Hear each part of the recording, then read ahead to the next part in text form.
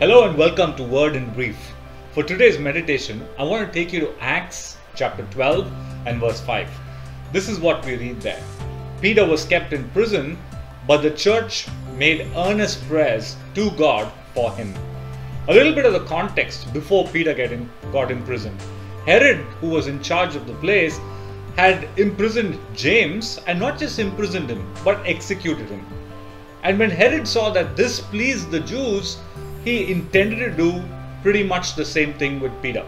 But he was waiting for the feast of the Passover to be completed before he could bring Peter out to the people. So this is where we pick up the situation. So Peter is locked up, he's shut down, and he's dressed up for what seemed like certain execution. The gallows had been prepared perhaps. The orders had been signed. It was a closed and shut case. But despite all this happening, the church prayed earnestly. The church prayed fervently. The church had very less control over the situation. But the only thing they could do, they did, which was they prayed earnestly, they prayed fervently for Peter.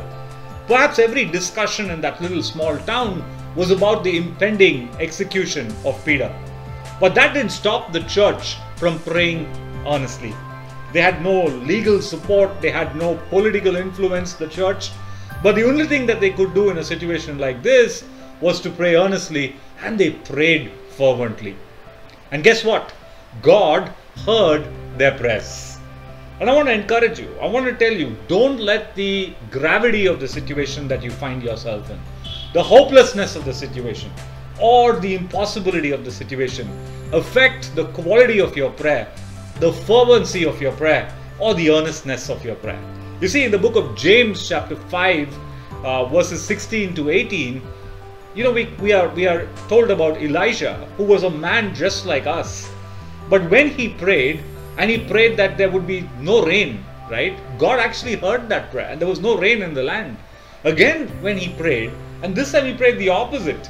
This time he prayed that there would be rain, and God heard the prayer. And in that passage, we are actually advised, and this is the advice that we are given about prayer, that the effective, fervent prayer of a righteous person avails much. I love that verse. The effective, fervent prayer of a righteous person avails much. So I don't know what situation you are in, but I think collectively we seem to be in a situation that's beyond our control. But don't let the situation, don't let it impact you. As long as there's fervency in your prayer, as long as there's earnestness in your prayer, and as long as your prayer is aligned to the will of God, you will receive your answer. Remember, the emphasis of prayer can never be overemphasized. So keep praying and pray with confidence, knowing that God is listening to your prayer and that He will answer your prayer. So even before I close, I just want to encourage you, visit my YouTube channel, subscribe to it. You will find content which will add value to you. God bless you, and remember to keep praying.